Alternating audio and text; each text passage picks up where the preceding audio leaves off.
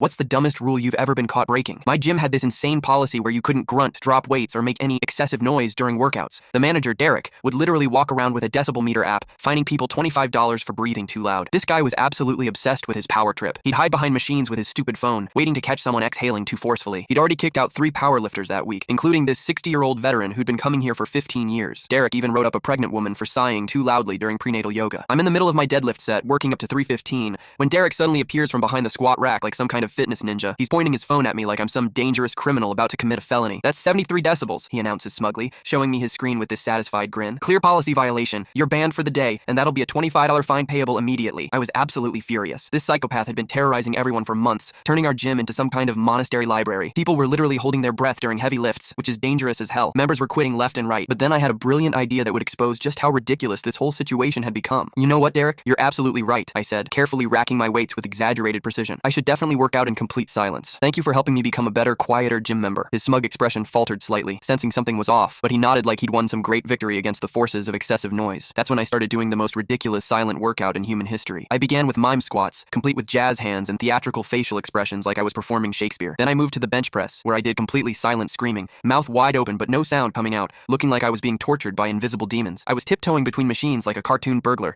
exaggerating every movement with ballet-level precision. Other gym members started noticing and absolutely dying laughing. Derek tried approaching me multiple times, clearly frustrated, but I wasn't making a single decibel of sound. He couldn't say anything without looking like a complete lunatic trying to police mime performances. Then something absolutely beautiful started happening. Mark, this huge bodybuilder who looked like he could bench press a car, caught on immediately and started doing silent bicep curls with the most exaggerated facial expressions I've ever seen. Then this girl began miming her entire cardio routine on the treadmill, pretending to wipe imaginary sweat while running in complete silence like she was in some avant-garde dance performance. Within 20 minutes, half the gym was participating in the most entertaining silent workout in fitness history. People were doing phantom deadlifts, invisible lat pull-downs, and soundless burpees. Someone even started conducting an imaginary orchestra while doing calf raises. An elderly woman began doing silent tai chi that looked like she was fighting invisible ninjas. Derek was absolutely losing his mind, walking around frantically with his decibel meter, trying to find something, anything to complain about, but we weren't breaking any rules. We were following his precious noise policy to absolute perfection, and he knew it. That's exactly when the gym owner walked in for his monthly inspection. He surveyed the scene of 30 people having a completely silent theatrical workout session and immediately started cracking up so hard he could barely breathe. What in the hell is going on here? He asked, barely containing his laughter while watching a man doing completely silent jumping jacks. Derek tried desperately explaining his enforcement strategy